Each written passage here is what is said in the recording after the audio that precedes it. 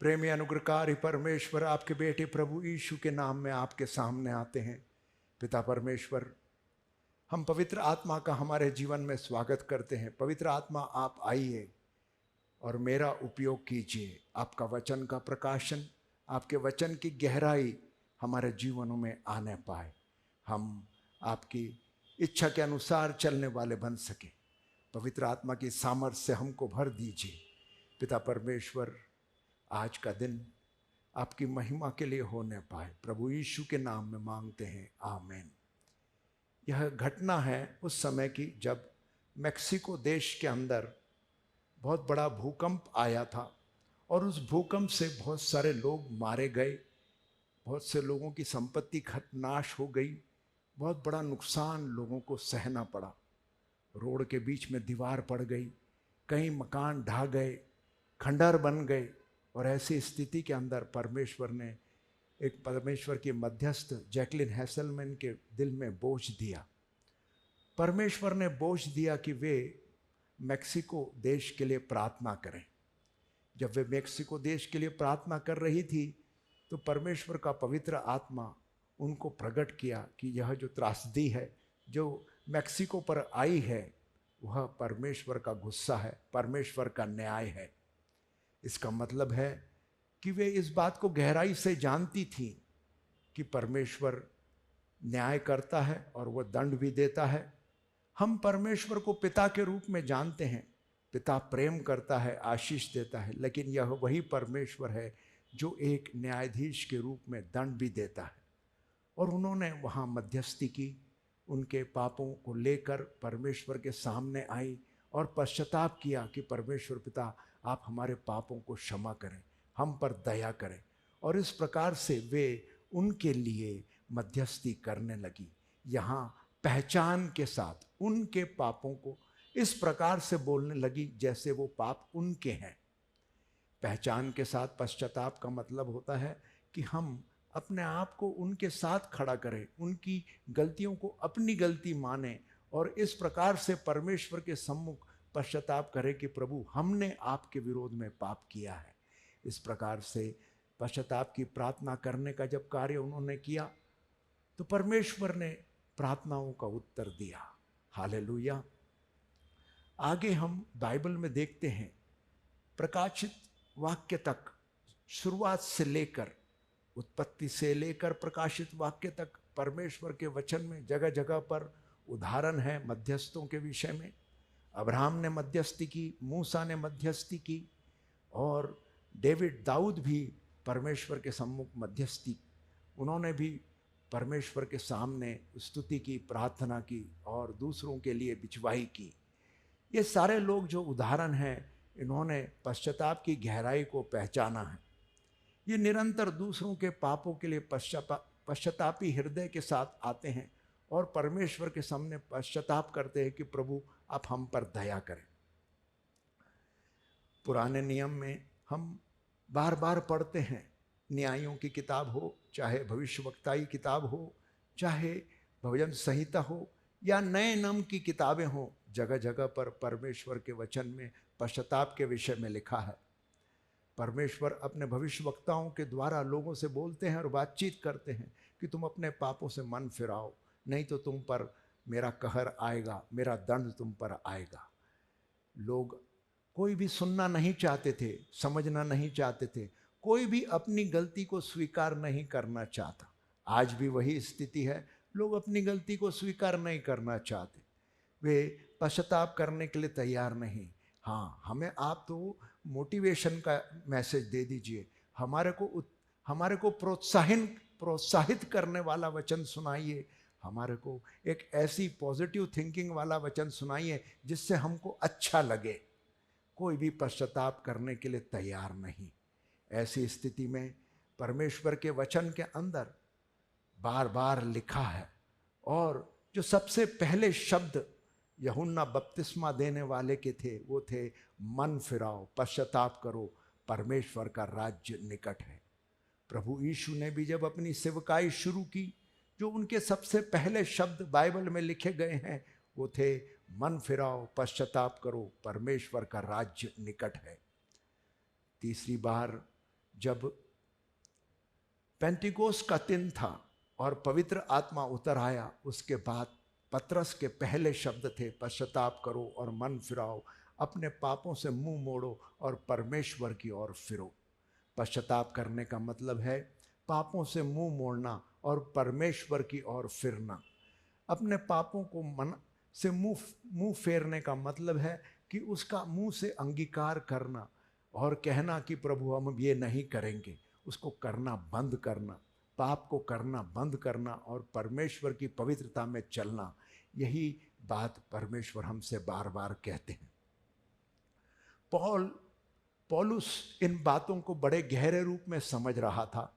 वह पुराने नियम का ज्ञाता था, उसे बहुत अच्छी तरह से पुराने नियम की पुस्तकों के बारे में ज्ञान और प्रकाशन था। वो परमेश्वर की सामर्थ को पहचानता था। उसने प्रभु यीशु के क्रूस के मर्म को जाना था और पवित्र आत्मा की सहायता से आगे बढ़ता था।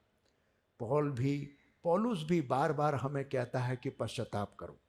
सबसे पहले वो रोमियो की किताब उसका 10वां अध्याय उसका 9 और 10 वचन में लिखता है कि यदि तुम अपने मुंह से यीशु मसीह को प्रभु जानकर अंगीकार करो और अपने मन से विश्वास करो कि परमेश्वर ने उसे मरे हुओं में से जिलाया है, तो तुम निश्चय उद्धार पाओगे। क्योंकि धार्मिकता के लिए मन से विश्वास किया जाता है और उद्धार के लिए मुंह से अंगीकार किया जाता है। यह वचन मसीह कलीसियाओं के लिए मूलभूत आधार है पश्चाताप की प्रार्थना करने का। जब भी हम प्रभु यीशु के पास सबसे पहली बार आते हैं तो हम अपने पापों का अंगीकार करते हुए प्रभु यीशु को अपने जीवन में स्वीकार करते हैं। पौलुस ने इस बात को गहरे रूप से जाना और समझा। आगे यूहन्ना की किताब पहला यूहन्ना उसका पहला अध्याय उसका 7 से लेकर 9 तक लिखा है कि यदि हम सब प्रकाश में आगे बढ़ते हैं, क्योंकि प्रकाश में ही परमेश्वर है, तो हम विश्वास के रूप में एक दूसरे के सहयोगी हैं और परमेश्वर के पुत्र यीशु का लहू हमें पापों से शुद्ध कर देता है। यदि हम कहते हैं कि हम में कोई पाप नहीं, तो हम स्वयं अपने आप को छल रहे हैं और हम में सच्चाई नहीं। यदि हम अपने पापों को स्वीकार कर लेते तो हमारे पापों को क्षमा करने के लिए परमेश्वर विश्वसनीय है और न्यायपूर्वक है और संपुचित है। वह परमेश्वर हमें हमारे पापों से शुद्ध करता है। हालेलुया। परमेश्वर के वचन में साफ शब्दों में लिखा है कि अपने पापों को मान लो और उनका पश्चाताप करो और प्रभु यीशु के लहू से प्रायश्चित करो। पहचान स्वरूप पश्चाताप करने के बाद जरूरी है प्रभु यीशु के लहू के द्वारा प्रायश्चित करना। पश्चाताप बिना प्रभु यीशु के लहू के प्रायश्चित के अधूरा है। हालेलुया। आगे याकूब की किताब उसका 5 का 16 में लिखा है, इसलिए अपने पापों को परस्पर स्वीकार कर और एक दूसरे के लिए प्रार्थना करते रहो ताकि तुम भले चंगे हो जाओ। और धर्मी व्यक्ति की प्रार्थना शक्तिशाली और प्रभावशाली होती है। जब आपसे कोई गलती हो जाए, आप वचन के आधार पर न चल रहे हों, आपके हाथ से कोई पाप का कार्य हो जाए, कहीं विचारों के द्वारा आप में पाप आ जाए, तो ऐसे समय में परमेश्वर के वचन में हमारे लिए लिखा है कि अपने भाई, अपने परस्पर लोगों के साथ, किसी पास्टर के साथ, किसी सहयोगी के साथ आप अपने पापों को स्वीकार कर लें। जब आप अपने पापों को स्वीकार करते हैं और उसकी जवाबदारी को लेते हैं कि हाँ ये मुझसे पाप हुआ है, तो परमेश्वर हमें क्षमा करने और हर प्रकार की चंगाई प्रदान करने का वादा करते हैं। जरूरी नहीं है कि आप किसी व्यक्ति के सामने करें। हो सकता है कि आपको डर हो कि वो व्यक्ति आपकी भलाई का या आपकी अच्छाई का या आपके पश्चाताप का गलत उपयोग करे। सबसे सरल है कि आप परमेश्वर के सामने पश्चाताप करें। परमेश्वर पिता वो न्यायाधीश है, वो आपके वचनों को सुनने और आपके पश्चाताप को सुनने और समझने के लिए तैयार है। वो जानते हैं कि मनुष्य से गलती होती है। वे ये भी जानते हैं कि परमेश्वर दया का धनी है, वो हम पर दया करते हैं और हम पर दया कर हमें क्षमा करते हैं। हालेलुया। आगे हिब्रू की किताब उसका 8 और 13 और 14 वचन में लिखा है, क्योंकि जब बकरों और बैलों का लहू और कलेरों की राख अपवित्र लोगों पर छिड़क जाने से शरीर की शुद्धता के लिए पवित्र करती थी, तो मसीह का लहू जिसने अपने आप को सनातन आत्मा के द्वारा परमेश्वर के सामने निर्दोष चढ़ाया।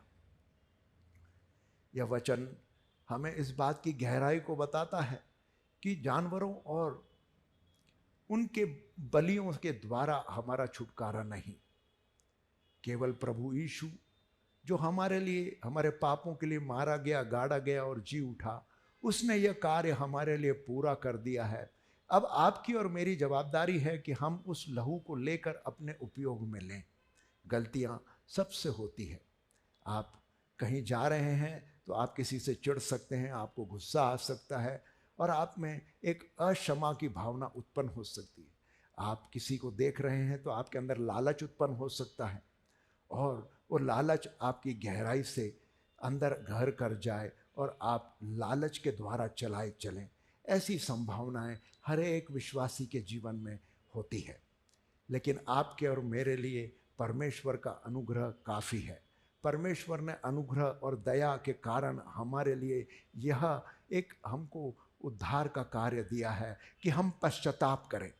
कितना सरल है कि हम अपने पापों को मान लें, स्वीकार करें और परमेश्वर के सामने माफ़ी मांगे कि प्रभु हम ये नहीं करेंगे। जब आप इस प्रकार से करते हैं तो परमेश्वर आप हमको क्षमा करते हैं और हमारा छुटकारा होता है। हालेलुया।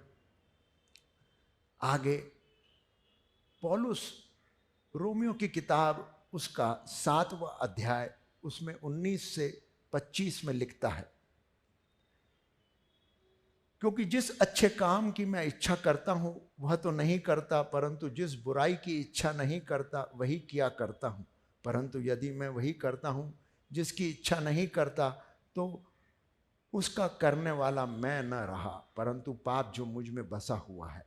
सो मैं व्यवस्था पाता हूं कि सब भलाई करने की इच्छा करता हूं तो बुराई मेरे पास आती है, क्योंकि मैं भीतरी मनुष्यत्व से तो परमेश्वर की व्यवस्था से बहुत प्रसन्न हूँ, परंतु अपने अंगों में दूसरे प्रकार की व्यवस्था दिखाई पड़ती है जो मेरी बुद्धि की व्यवस्था से लड़ती है और मुझे पाप की व्यवस्था के बंधन में डालती है। और मेरे अंगों में मैं जैसे कैसे अभागा मनुष्य हूँ। मुझे इस मृत्यु की देह से कौन छुड़ाएगा। मैं अपने प्रभु यीशु मसीह के द्वारा परमेश्वर का धन्यवाद करता हूँ। निदान में आप बुद्धि से तो परमेश्वर की व्यवस्था का, परंतु शरीर से पाप की व्यवस्था का सेवन करता हूँ। पौलुस अपना दुख लोगों के सामने लाता है और वो यह केवल लाता नहीं, परंतु वो रोमियो की किताब में, रोमियो की पत्री में रोम के विश्वासी लोगों को लिख कर भेजता है। वो कहता है कि मैं शरीर में हूँ और मैं जो चाहता हूँ वो मैं नहीं करता, लेकिन जो मैं करना चाहता हूँ वो मुझसे नहीं होता। कहने का अभिप्राय है कि वो वचन की गहराइयों को जानता है और वो वचन पर चलना चाहता है, लेकिन उसका शरीर और उसका मन दोनों उसके विपरीत चल रहे हैं। उसकी बुद्धि उसको वचन पर चलने से रोकती है। उसका शरीर कई प्रकार की सांसारिक लालसाओं को करते हुए परमेश्वर के वचन पर चलने से उसको रोकता है। यह बात वो पूरे रूप से बाइबल में लिखता है। जब इस वचन को मैं पढ़ता हूँ तो मुझे अपनी स्थिति दिखाई देती है। मेरे जीवन में यही बात बड़े गहरे रूप से हुई है। मैं एक उदाहरण आपके सामने रखना चाहता हूँ जो एक सच्ची घटना है। आज से कई साल 1999 में मेरा उद्धार हुआ और मैंने प्रभु यीशु को जाना। उस समय मुझे बताया गया कि आपको दूसरों को क्षमा करना है। दूसरों को क्षमा करेंगे ही तो आपके पाप क्षमा किए जाएंगे। यह बात गहराई से समझी, उसको अपनाना शुरू किया और न केवल अपनाना शुरू किया परंतु जीवन में लागू भी किया। कई बार लागू कर पाए, कई बार लागू नहीं कर पाए। ऐसी स्थिति में हम परमेश्वर में आगे बढ़ते रहे। आज से कुछ साल पहले 2018 के अंदर ऐसी स्थिति हुई कि एक पास्टर साहब को एक मैसेज डाला और जब उनको मैसेज डाला तो उन्होंने उसको पढ़ा, क्योंकि व्हाट्सएप के अंदर टेक्नोलॉजी ऐसी है कि हमको पता चल जाता है। ब्लू टिक हो गए, उन्होंने पढ़ लिया है, लेकिन उन्होंने उसका कोई उत्तर नहीं दिया। मुझे बहुत बुरा लगा। मैं उनको क्षमा नहीं कर पाया। मेरे दिल में उनके प्रति गुस्सा आने लगा। और इस गुस्से के साथ मैं जीने लगा। मुझे बाद में किसी के द्वारा पता चला कि वह पास्टर साहब किसी दूसरे पास्टर के साथ व्यस्त थे जो हैदराबाद में है और उनकी बहुत बड़ी कलीसिया है। यह सुनने के बाद तो मुझे और भी दुख हुआ कि ये कैसे पास्टर साहब हैं जो मेरे साथ पक्षपात करते हैं, मेरी बात का जवाब भी देना उचित नहीं कर समझते। मैं उनको कोई रोज़ गुड मॉर्निंग मैसेज नहीं भेज रहा हूँ, मैं उन्हें रोज़ परेशान नहीं करता हूँ, मैं कुछ बात सामने ला रहा हूँ। उनकी सहायता और मदद की मुझे ज़रूरत है। वे एक ऐसी स्थिति में हैं जहाँ मेरी सेवकाई में मेरी मदद कर सकते हैं, लेकिन उनसे उत्तर न मिलने के कारण मेरे अंदर एक कड़वाहट आ गई, एक दुख आ गया और मेरे अंदर एक गुस्सा आ गया। ये सारी बातें मुझे परमेश्वर के कार्यों के अंदर अड़चन बन गई। परमेश्वर ने मुझसे कहा कि तुम कहते हो कि तुम मध्यस्थी करते हो, तुम क्या मध्यस्थी करते हो? क्या तुम्हें यह वचन नहीं पता? वचन में लिखा है कि जाओ अपने दो मित्र के साथ मेल मिलाप कर आओ, तभी तुम्हारी प्रार्थनाएं और तुम्हारी भेंट स्वीकार की जाएगी।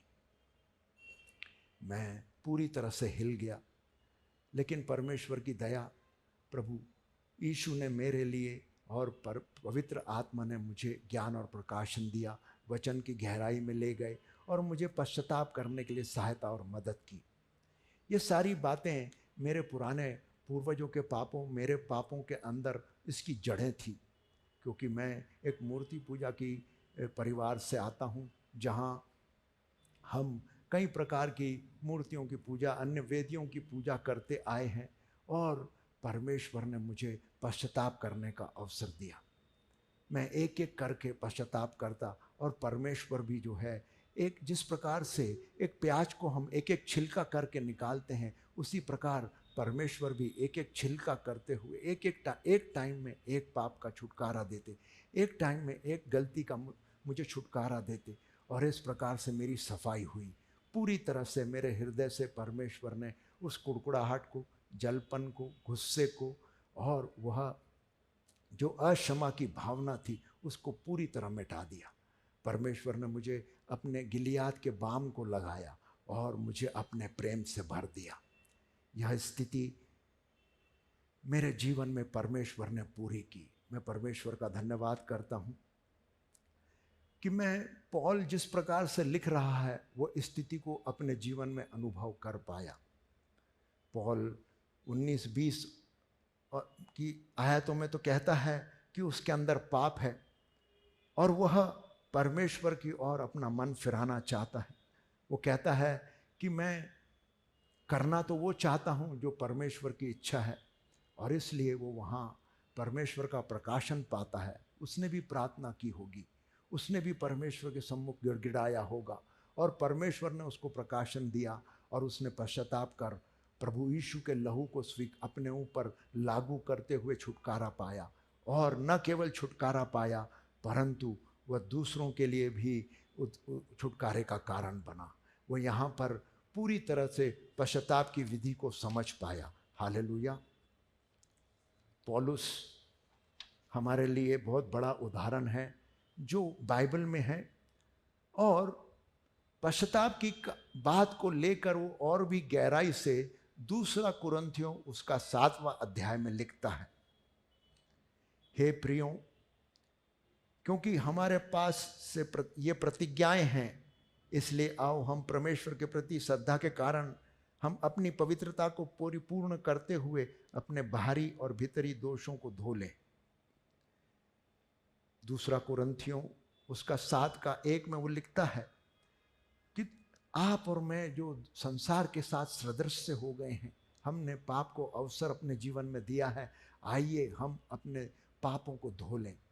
पापों को धोने के लिए जरूरी है पश्चाताप करना, पहचान के साथ पश्चाताप करना। हाँ प्रभु, मैंने पाप किया है। अगर हम अपने परिवार के लिए कहते हैं, परिवार के लिए पश्चाताप करते हैं, तो हम वहाँ शब्द का इस्तेमाल करेंगे, हमने किया है। हम ऐसा नहीं बोलेंगे कि उन्होंने किया है, वो पापी हैं। नहीं, हम वहाँ शब्द इस्तेमाल करेंगे, मैं और मेरे पूर्वज, मैं और मेरा परिवार, हम लोगों ने आपके विरोध में पाप किया है। ऐसा पहचान स्वरूप पश्चाताप करने से परमेश्वर हमें छुटकारा देते हैं। हालेलुया। आगे दूसरा कुरिन्थियों 7:9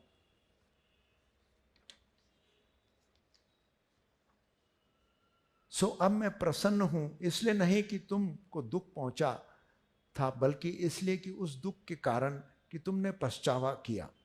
तुम्हें वह दुख परमेश्वर की ओर से हुआ था, ताकि तुम्हें हमारे कारण कोई हानि न पहुँचा पाए। क्योंकि वह दुख जिसे परमेश्वर देता है एक ऐसा मन फिराव को जन्म देता है जिसके लिए पछताना नहीं पड़ता और जो मुक्ति दिलाता है। किंतु वह दुख तो सांसारिक होता है और उससे बस मृत्यु जन्म लेती है। यह वचन 2 कुरिन्थियों उसका 7 और 9 और 10 है। 7 का 9 और 10 है। यहाँ पौलुस हमें 2 दुखों के बारे में बताता है। वो कहता है कि अगर आपको दुख है, आप परेशान हैं, तो आप 2 प्रकार से दुखी हो सकते हैं। पहला, आप संसार की बातों के कारण, अगर आपको जो चाहिए वो नहीं मिला, जो संसार की बातें, घर मकान बंगला गाड़ी अगर आपके पास नहीं है और संसार की कुछ बातें आपको दुखी कर रही हैं क्योंकि वो आपके पास नहीं है और आप उनसे वंचित हैं, आप वो पाना चाहते हैं, कई समय से आप प्रार्थना कर रहे हैं, तो आप दुखी होते हैं। अगर आप इस प्रकार की संसार की बातों के कारण दुखी हैं तो वो संसार का दुख आपको पूरी तरह से बोझिल करेगा और आपको मृत्यु की ओर ले जाएगा। दूसरे दुख के विषय में पौलुस लिखता है, वो है दुख, परमेश्वर का दुख। परमेश्वर का दुख का मतलब है कि वह दुख जो आपके अंदर उत्पन्न होता है, आप दुखी होते हैं कि परमेश्वर पिता, मैं आपके वचन के अनुसार नहीं चल पाया। आपके वचन में तो लिखा है, लेकिन आपके वचन की आज्ञाकारिता मैं नहीं चल पा रहा हूँ। मुझे गुस्सा नहीं करना चाहिए, दाह नहीं करनी चाहिए, घमंड नहीं करना चाहिए, मुझे दूसरों के प्रति बैर, दूसरों से बदला लेने की भावना, कुड़कुड़ाहट, जलपन, ईर्ष्या, द्वेष, इन सारी बातों से दूर रहना है। लेकिन अगर हम अपने व्यवहार के अंदर इन बातों को देखते हैं, परमेश्वर ने आपको और मुझे वादा किया है कि मैं कभी तुम्हें छोड़ूंगा नहीं, कभी त्यागूंगा नहीं। परमेश्वर हमें कभी छोड़ते नहीं हैं, कभी त्यागते नहीं हैं, लेकिन पवित्र आत्मा हमको कायल करते हैं हमारे पापों के लिए। यही है वह दुख जो हमें परमेश्वर का दुख कहलाता है। यह दुख पवित्र आत्मा के द्वारा हमारे अंदर प्रकट होता है। यह हम जब प्रार्थना करते हैं, परमेश्वर आप मुझे मेरी गलतियों को बताइए, आप मेरी गलतियों को मुझसे दूर करिए, तब परमेश्वर एक एक गलती को हमारे सामने लाते हैं और उन गलतियों को हमारे सामने लाकर हमें परमेश्वर पश्चाताप करने का अवसर देते हैं कि हम मन फिराएं और प्रभु यीशु के लहू से धोकर शुद्ध और पवित्र बनते जाएं। पवित्रता में बढ़ना, यही हमारा लक्ष्य है। आपका और मेरा लक्ष्य प्रभु यीशु के समान बनना है। परमेश्वर की ये दया है। पौलुस इस बात को जानता था। उसने पश्चाताप की उस उपहार को जो परमेश्वर ने हमें दिया है गहराई से समझा। वो यह जानता था कि पश्चाताप हमें परमेश्वर के अनुग्रह के पास ले जाता है। पश्चाताप परमेश्वर की दया को क्रियान्वित करता है। पश्चाताप प्रभु यीशु के लहू को उपयोग में लेता है। पश्चाताप हमें धोकर शुद्ध और पवित्र करता है। पश्चाताप हमें पवित्रता में चलने के लिए हमारा सहायक होता है। यह परमेश्वर के द्वारा हमारे को दिया हुआ एक उपहार है। हालेलुया। पवित्र आत्मा हम पर अनुग्रह देते हैं और अभिषेक देते हैं और परमेश्वर हम पर दया करते हैं। परमेश्वर के सामने जाकर खड़े रहना और अपनी गलती को मान लेना भी काफ़ी होता है। कई बार हम पश्चाताप भी नहीं कर पाते, लेकिन अगर परमेश्वर के सामने हम कबूल कर लें कि हाँ प्रभु हमसे गलती हुई है, तो परमेश्वर हम पर दया करते हैं और प्रभु यीशु के लहू से हमको धो देते हैं, शुद्ध कर देते हैं। हालेलुया। पहचान के साथ पश्चाताप का मतलब है दूसरों पर दोष नहीं लगाना, दूसरी की गलतियों को नहीं ढूंढना, न ही उनके अंदर की दोषों को सामने लाना है। यह पश्चाताप का मतलब है कि अपनी गलती को स्वीकार करना, दूसरों के ऊपर दोष नहीं लगाना कि नहीं मेरी गलती नहीं, दूसरे की गलती है, मैं तो बहुत अच्छा हूँ, वो गलती दूसरे की है। पति पत्नी के बीच में अक्सर होता है कि पति पत्नी के साथ कहती है और पति पत्नी से कहता है कि यह मेरी गलती नहीं, तुम्हारी गलती है। और इस प्रकार से जब एक दूसरे पर दोष लगाया जाता है तो वहाँ शांति नहीं, झगड़ा हो जाता है। आप और मैं जब पश्चाताप के लिए खड़े होते हैं तो पहचान स्वरूप पश्चाताप करने के लिए हम दूसरों पर दोष नहीं लगाते, हम अपनी गलती को स्वीकार करते हैं। गलती को स्वीकार करने के बाद उसकी जवाबदारी लेते हैं। जवाबदारी लेने के बाद परमेश्वर के सम्मुख जाते हैं और उससे दया मांगते हैं कि प्रभु हम पर दया कर, हमसे पाप हुआ। जब हम परमेश्वर के सम्मुख दया मांगते हैं तो परमेश्वर दया का धनी वह हमें कहता है कि हाँ, प्रभु यीशु ने तेरे लिए पापों का मूल्य चुकाया है, प्रभु यीशु ने तेरे लिए लहू बहाया है और प्रभु यीशु का लहू हमें और भी शुद्ध और पवित्र बनाता है। हालेलुया। कई बार लोग पूछते हैं कि हमको कब तक पश्चाताप करना है। पश्चाताप करने के लिए सीधी सी बात है, जब तक आपका पूर्ण छुटकारा नहीं हो जाता तब तक आपको पश्चाताप करना है, पहली बात। दूसरी बात, आपको पश्चाताप जो है वो जीवन भर करना है। आप बोलेंगे क्यों, ऐसा क्या बात हो गया? अरे साहब, जो आपने पहले पश्चाताप किया वो पुरानी गलतियों का था, लेकिन आज भी हमसे रोज़मर्रा के जीवन में गलतियां हो जाती है, तो हमें पश्चाताप कर शैतान को अवसर नहीं देना चाहिए। प्रभु यीशु के वचन में लिखा है कि शैतान को अवसर न दो, वो तुम्हें फाड़ खाएगा। अगर हम पश्चाताप नहीं करते हैं तो हम शैतान को अवसर देते हैं कि वो परमेश्वर के सामने जाकर हम पर दोष लगाए। हम उसे अवसर देते हैं कि वो और भी दूसरी अंधकार की शक्तियों को लेकर, कई और बुराइयों को लेकर हमारे हृदय में जगह बनाए, और हम उस कड़वाहट, उस गुस्से, उस अक्षमा की भावना और चिड़चिड़ाहट और इन सारी बातों से ग्रस्त होकर, पाप से ग्रस्त होकर, घमंड से ग्रस्त होकर परमेश्वर के विरोध में खड़े हो जाते हैं। हमको परमेश्वर से आज्ञा है कि परमेश्वर से अपने पूरे हृदय से प्रेम करो और दूसरों से प्रेम करो। लेकिन अगर हम इन आज्ञाओं का पालन करने के लिए पूरी तरह से, अगर हम हमारे हृदयों को जांचें तो हमारे में ये गलतियां पाई जाती हैं, तो उनका पश्चाताप कर प्रभु यीशु के लहू को मांग कर अपना छुटकारा करके लेना है। पश्चाताप करने के लिए एक बात और मेरे जीवन में हुई। मेरे अंदर बड़ा घमंड था, मैं बहुत घमंडी स्वभाव का था, और घमंड भी कई प्रकार का था। समाज को लेकर घमंड, अपने खुद के एजुकेशन को लेकर घमंड, अपने स्टेटस को लेकर घमंड, पोजीशन का घमंड, जो मैं करता था उस बात का घमंड, और मेरे बच्चों के प्रति घमंड, दूसरों के प्रति घमंड, कई प्रकार का घमंड मैंने अपने अंदर देखा। परमेश्वर की दया थी जो परमेश्वर ने मुझे उस पर पश्चाताप करने का अवसर दिया। कम से कम 6 से 7 महीना तक लगातार मैं परमेश्वर के सम्मुख जाता और अपने घमंड के विषय में परमेश्वर से कहता कि प्रभु मुझ पर दया कर, मेरे घमंड को आप क्षमा करें। मैं घमंडी स्वभाव का हूँ, मैं अपने आप में कई प्रकार का घमंड करता हूँ। कई समय पर मैंने अपने अंदर आत्मिक घमंड भी देखा। वो मैं तो पश्चाताप करने जानता हूँ, मैं परमेश्वर के वचन को जानता हूँ, मैं मध्यस्थी जानता हूँ, वो मुझे मध्यस्थी करने का घमंड, ये घमंड को भी मैंने परमेश्वर के सम्मुख लाया। प्रभु मुझ पर दया कर। कई बार लोग बोलते हैं मैं पास्टर हूँ, कोई बोलता है मैं बिशप हूँ। साहब, हम किस बात का घमंड कर सकते हैं? प्रभु यीशु ने हमारे लिए लहू बहाया, हम उस बात का घमंड कर सकते हैं। अगर हम इन बातों में घमंड करते हैं तो हम परमेश्वर के विरोध में खड़े हो जाते हैं, क्योंकि वह घमंड, परमेश्वर घमंड से नफरत करता है। तो पश्चाताप हमको निरंतर करना है हमारे मृत्यु तक, क्योंकि वही हमें परमेश्वर के साथ सही संबंध बनाने के लिए एक परमेश्वर के द्वारा दिया गया दान और उपहार है। हमें परमेश्वर के सम्मुख पश्चाताप करने के लिए निरंतर तैयार रहना चाहिए। आप कहेंगे कि अगर हमने पुरानी बातों का पश्चाताप कर लिया है तो, जी हाँ साहब, अगर आपने पुरानी बातों का पश्चाताप कर लिया है तो आपको नई बातों का पश्चाताप करने की ज़रूरत नहीं है। पुरानी बातों का पश्चाताप करने की ज़रूरत नहीं है।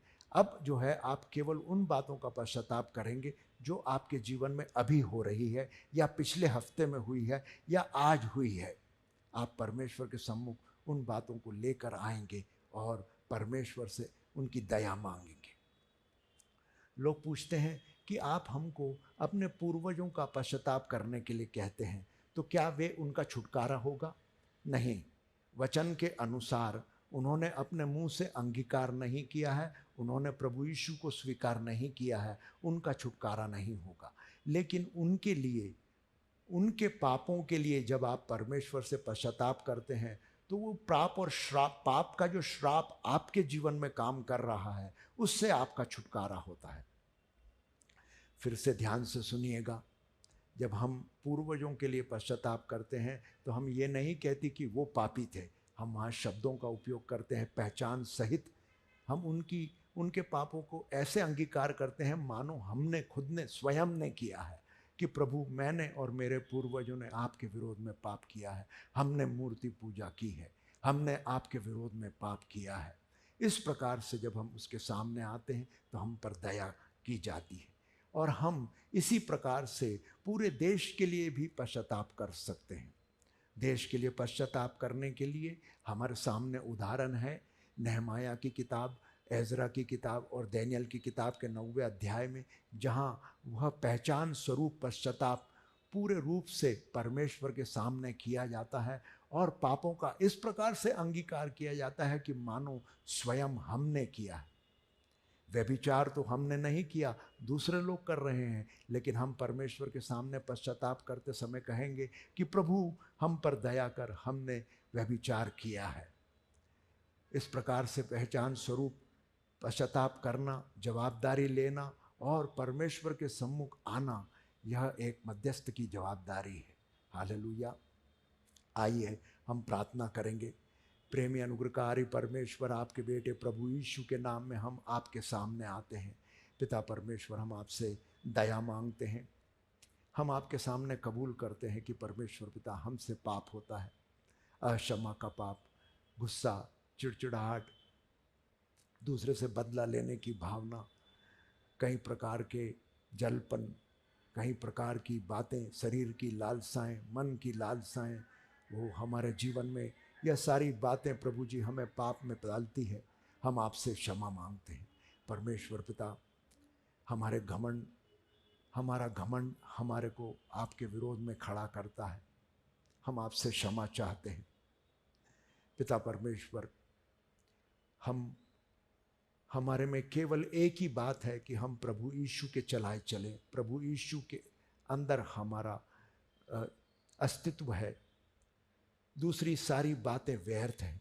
अगर हम किसी भी प्रकार से कोई दूसरी बात पे घमंड करते हैं तो आप हमें क्षमा करें, हम पर दया करें। आपके बेटे प्रभु यीशु के लहू से हमको धोकर शुद्ध और पवित्र करें।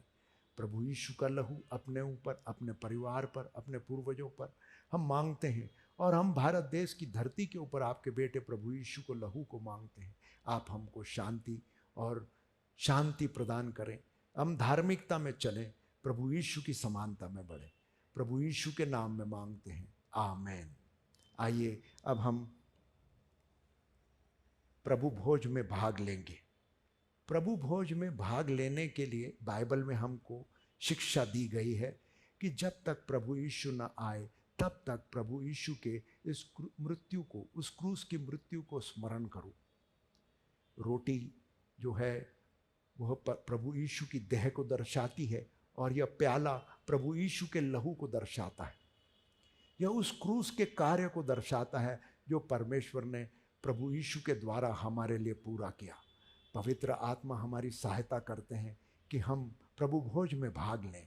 प्रभु भोज में भाग लेने के लिए जब हम परमेश्वर के सामने आते हैं तो पश्चातापित हृदय से परमेश्वर से उन बातों को हम इस मेज के ऊपर, प्रभु भोज की यह मेज के ऊपर हम अपनी गलतियों को, अपने पापों को स्वीकार करें और इस मेज पर उनको रख दें और परमेश्वर से यहाँ पर हम एक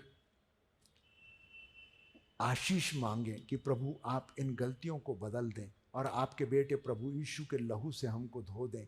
और जब हम आपके मेज में भागी होते हैं, आपके शरीर को हम अपने जीवन में स्वीकार करते हैं, आपके लहू को हम अपने जीवन में स्वीकार करते हैं तो हमारे जीवन में आपका जीवन, भरपूर जीवन आने पाए, हम छुटकारा पाएं और अभिषेक पाएं कि हम परमेश्वर में आगे बढ़ें। आइए हम प्रार्थना करेंगे। परमेश्वर पिता, हम इस रोटी के लिए प्रार्थना करते हैं जो आपकी देह है, और हम अपनी गलतियों को, अपने पापों को स्वीकार करते हैं। हमारा गुस्सा, हमारी अक्षमा की भावना, चिड़चिड़ाहट, जलपन, घमंड हम आपकी इस मेज पर देते हैं। और हम जानते हैं प्रभु जी कि आपने प्रभु यीशु के द्वारा हमारे इन पापों को सूली पर जड़ दिया। और हम जब इस रोटी में से भाग लेते हैं तो हम प्रभु यीशु की देह को अपने जीवन में स्वीकार करते हैं। पिता परमेश्वर, इस रोटी पर आपकी आशीष मांगते हैं प्रभु यीशु के नाम में, आमीन। उस प्याले के ऊपर हम आपकी आशीष और करुणा मांगते हैं। यह वह वाचा का प्याला है जो आपने हमसे नई वाचा की है, और आप हमको भरपूर जीवन देने जा रहे हैं। यह प्रभु यीशु का लहू हमें शुद्ध और पवित्र करने पाए। प्रभु यीशु का लहू हमें जीवन, बहुतायत का जीवन देने पाए। प्रभु यीशु के नाम में मांगते हैं, आमीन। और प्रभु भोज में भाग लेते हैं।